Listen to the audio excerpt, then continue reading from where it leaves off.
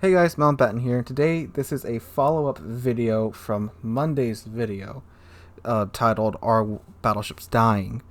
And if you don't know what I'm talking about, please go watch that video and then come back and watch this video so you understand where I'm coming from. So, before we get going into what I think needs to happen in order to quote-unquote fix battleships, I just want to clarify several things. So, if you watched Monday's video, you will note at the end I say the battleship class is not dying. Its popularity sure has decreased, and for those reasons listed in the first video, they are the main cause in my opinion. But the class is not dying. It's less popular than it used to be, but is still probably one of the most popular classes in the game. I do think cruisers, however, are starting to take over that role, but battleships are very appealing to new players.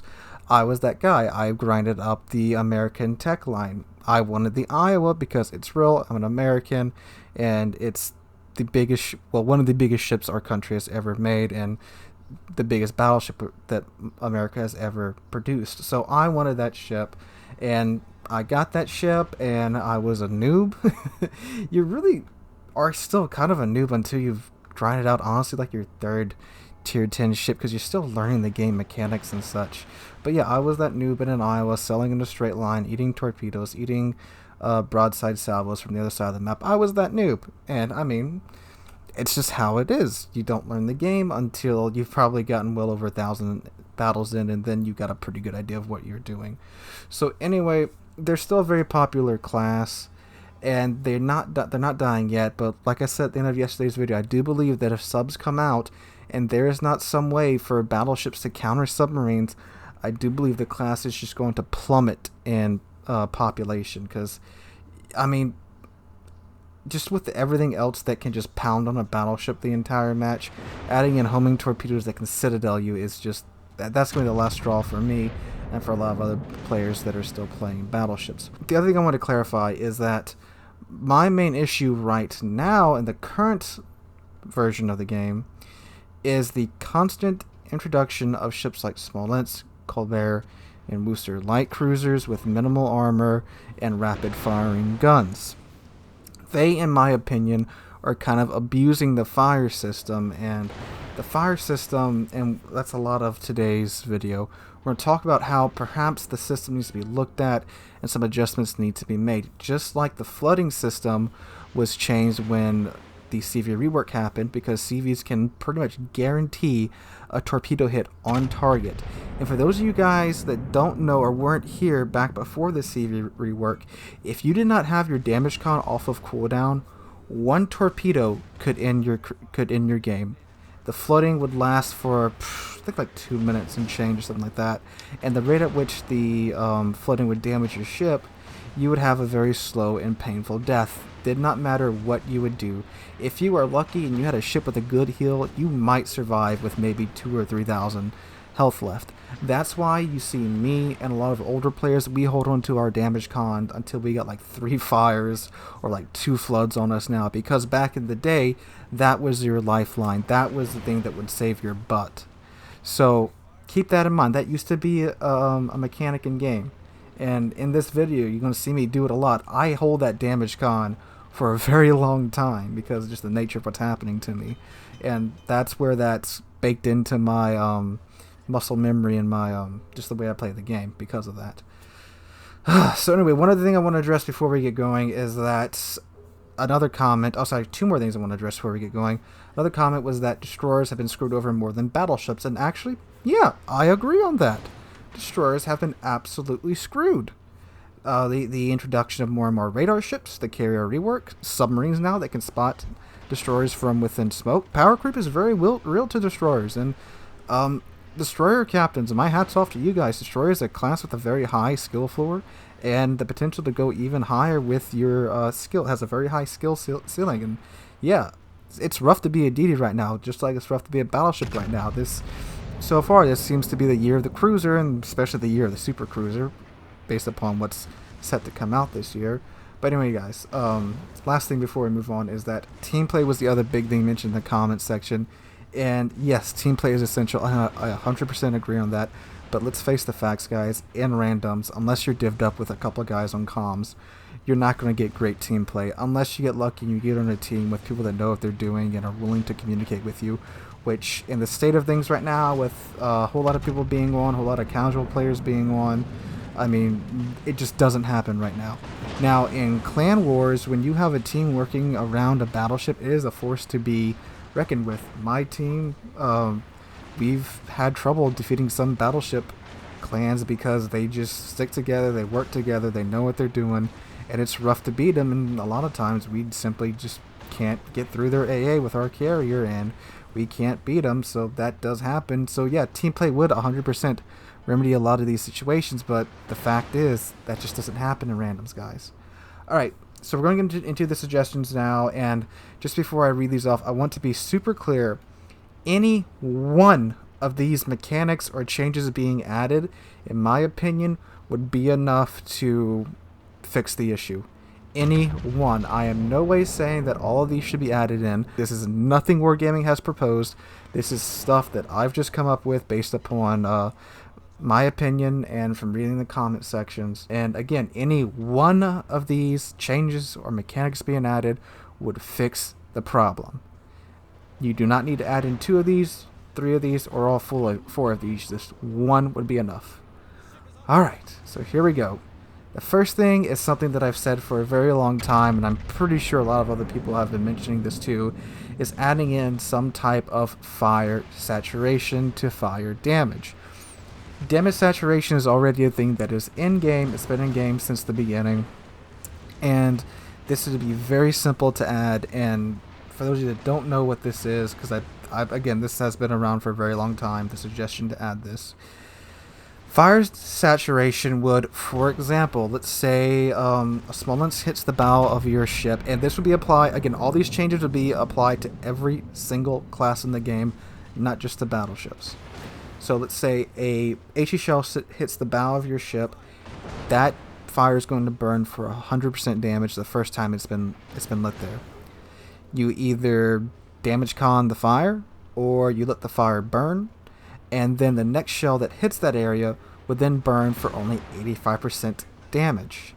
The reasoning being is that first fire burned, so that area of the ship is burned. If you look at the in-game model, after an area has been set on fire and you let it burn, it is burnt, it is scorched. The model of the ship physically changes to reflect this.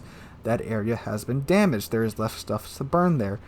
Anybody who's been camping knows after you burn a piece of wood, depending on how much it's been burnt, it's difficult to get it to catch back on fire again because it's been burned.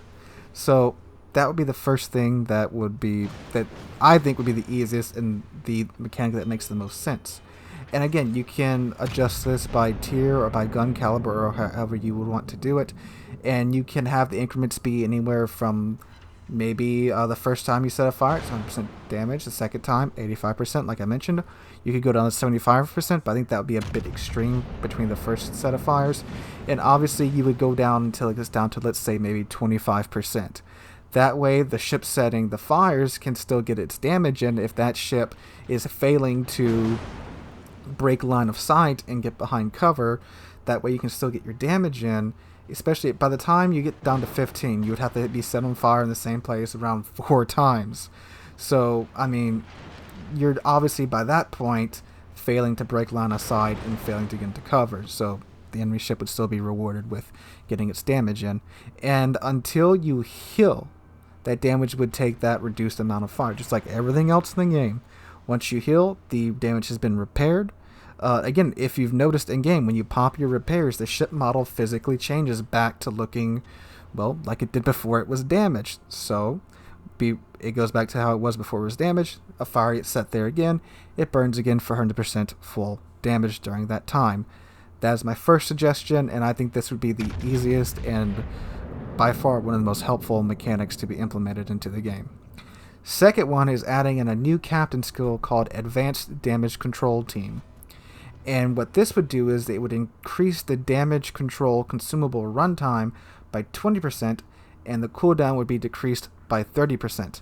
This could be probably a 3 or 4 point captain skill, so it would be a pretty hefty thing to invest into, but you would get that extra runtime on your damage control consumable, and that's a consumable that every ship gets. And for those of you that don't know, while your damage con is running, no more fires, no more incapacitations is possible because your damage control consumable is active during that time and preventing that. The Americans have a very nice damage control consumable that runs for about 30 seconds. So if you would take this this captain skill, it would increase that runtime, I think, by like probably 5 or 6 seconds, to where you'd have a 36 second long damage control consumable, and the cooldown time would be decreased by 30%. That's a very, very, very, very nice captain skill if they would add it into the game. And it would give ships that extra 5-6 seconds to either get break line of sight or get behind cover. And 20%, that's just a number I threw out there. You guys let me know. Do you think it should be maybe 30 or 40 or maybe even 50%? Give that ship an extra anywhere from 10 to 15 seconds to break line of sight. I just threw 20% in there just as a base number. Let me know in the comment section down below. Do you think that number should be bigger or smaller? The third thing, and this is going to be interesting to see how you guys react to this one, is the addition of Citadel overpens. By this, I mean that overpens on the Citadel area of a ship would do 50% of normal pin damage. The reasoning behind this is that the Citadel armor covers the most vital areas of a ship. That's why it's called the Citadel. And having, a naval cannon travel through that area and overpin it, which means it doesn't go off when it's traveling through the ship, but it still pins the armor, goes through that area, and goes out the other side of the ship. That is going to be absolutely devastating to anything on the inside of that armor, even without the shell detonating. Keep in mind, 16-inch guns, just for an example, that's 1.5 feet wide in diameter, traveling at 700 meters a second or above, depending upon what ship it is, going through an area. That just the pressure alone from that, not the fragmentation of everything going everywhere and all that jazz, just the pressure, that's enough to kill any crew members in that area. So it's perfect logic, in my opinion, to reason that, yeah, the shell didn't explode, but all the crewmen in there, the machinery in there, the vital things, the CIC, all that stuff would be absolutely wrecked by that shell going through. So I think just taking 50% of pin damage, since they did aim right and hit your Citadel, that would make more sense than getting the silly little 1200 or 1400 overpin values upon hitting a ship's Citadel. Obviously, this is the one that destroyers would be excluded from this, since obviously destroyers do not have Citadels in game. So this is the one suggestion that would not affect destroyers. I think it makes sense. I mean, it rewards the player for at least aiming properly and aiming at the correct spot. And this would go to alleviate a lot of those instances where, for example, a Smolensk rolls up next to your battleship because he wants to torpedo you. Let's say he gets his torpedoes off. Again, the same suggestion I used from yesterday. He either misses with his torpedoes, or he misjudged the amount of damage that his torpedoes can do, and he does not kill you. You aim right where his Citadel is supposed to be, and you blast him with, let's say you're in the Montana, 12 16-inch guns. Now, from that close, even with the American shell velocity being slower and just the way the American shells are, you would still overpin him. But you would still do half of your penetration damage to him because you aimed and hit at his Citadel. So you would get a Citadel overpin, and given he could be at full health, he could be at half health, you would have a much greater chance of punishing him for making that mistake. Because let's face it, at that point, if you failed to torpedo a battleship from 10 kilometers away and you're sitting broadside onto him, you've goofed up, you deserve to be punished. And this would go a long way of relieving a lot of aggravation with that, and in my opinion, make for a more balanced experience. The next thing is a secondary buff to all BBs that are not secondary battleships. So like Georgia, Ohio, Kurfürst, German battleships, they wouldn't get this buff because their secondaries are already, the golden standard for secondaries. So this could be maybe a 10 to 15% range increase on these secondaries and a 30% reload buff to non-secondary battleships. So again, a reload buff on the secondaries of, let's say, ships like the Montana, the Yami, the well, Conqueror barely has any secondaries, but you guys get the idea. In order to give battleships some additional protection from cruisers and destroyers that wander into that 10-kilometer zone, or again, depending upon which ship it is, whatever their secondary range is, so 7 to 8 kilometers, it would give them a bit more of a fighting chance in order to fight off those ships that are within that danger zone of a battleship. Because again, secondaries, a lot of them are the same caliber guns as these destroyers and cruisers, yet their range is only 6 or 5 kilometers, so it would give them a bit more of a fighting chance. So again, these are just my ideas. I'm not saying this has to happen in order to make battleships playable. Battleships right now, they are perfectly playable. However, it is incredibly frustrating with a lot of the mechanics in the game. And in my opinion, a lot of these mechanics, that it's just not fair. Again, when a ship is broadside away from you from 10 kilometers away and they've goofed up and you aim perfectly at their citadel and they get away with only 6,000, 7,000, 8,000 damage when they should be dead, it's frustrating. And again, in my opinion, not balanced. Especially when we're talking about a tier 10. Like, you really shouldn't be goofing up that hard at tier 10. And you deserve to be punished. Just like a battleship who's sailing by himself, not in cover, he deserves to be punished too. If he's sailing broadside onto you and you're in a cruiser with or a cruiser destroyer with torpedoes, he's sailing in a straight line, he's not paying attention, he deserves to be punished. He goofed up. Or like a battleship who's, if he would stop firing, he would stop being detected and he could escape your HE range. If he doesn't stop firing, continues to fire, then it's his fault. He deserves to be punished. He's not going dark. He's not escaping. He's not breaking line of sight. He should still continue to eat all that HE and AP and enemy shells being thrown at him. He goofed up. That's the point I'm trying to make here, guys, is that just the way it works now, you can goof up in these cruisers and absolutely escape with minimal damage to your ship when you should, in all reality, just cease to exist. So guys, this is all my opinion. Let me know what you guys think in the comments down below. I'm eager to hear what you guys think of these suggestions. So again, let me know in the comments down below. If you enjoyed the video, please drop a like and subscribe. We're on our way to 15,000 subscribers here. We recently passed 10,000 subs. Actually, recently passed 11,000 subscribers. And that's amazing, guys, seeing that period of growth so fast. So guys, thank you guys for watching. Hope you're having a wonderful Wednesday. Hope you and your family are staying safe and healthy during these times. And finally, hope to catch you guys in the next one.